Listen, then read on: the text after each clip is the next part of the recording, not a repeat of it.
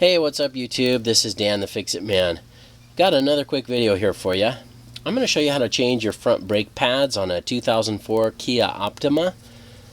The first thing I like to do is just take a regular blade screwdriver or flathead screwdriver, put it in through this window in the caliper, and steadily pry that towards you. If you pry the screwdriver between the brake pad and the brake disc or brake rotor, that will allow you to push the caliper and the piston back inside the caliper, which will give you more room for the new pad material.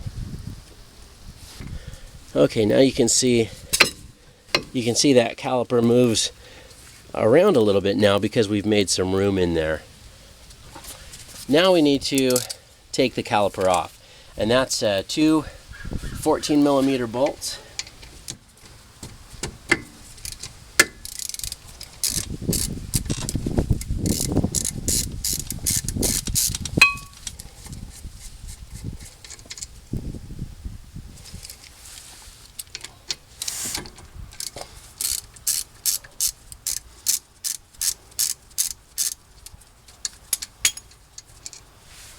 And we can set those bolts aside. Now we can lift the caliper off. Now it's still connected with the brake line over here, so I'm just gonna gently place that up here on top, up on the rotor itself, where it's not going to fall down and cause any damage. So now we can take our brake pads out, our old ones, and we just pull out this inboard pad here as well. Now before I put the new pads on, I like to put a little bit of this brake grease on the back and at the contact points.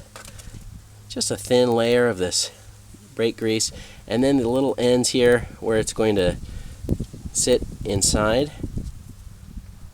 Just these points where it will make contact on these little metal retainer springs. Just make sure you don't get any of the brake grease on the pad material itself.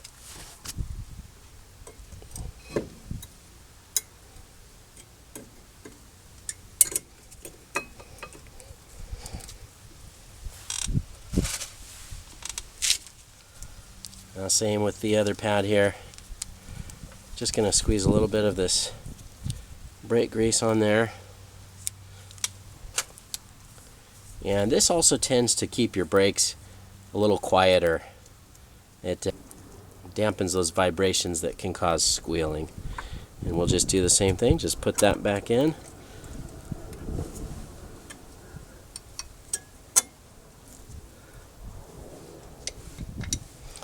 And you just want to make sure that those are fully seated. And we can put our caliper back in place. Just gently lower that down, and there we go. And then we can put our two caliper bolts back in place.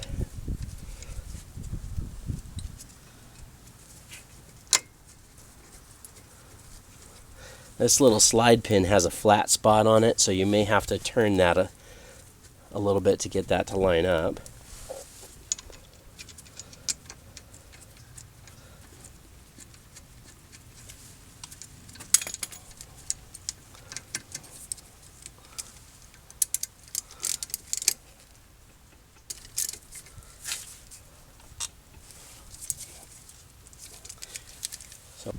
Once you got those tightened down, you're good to get your wheel back on and test everything and get back on the road. Thanks so much for watching, and good luck.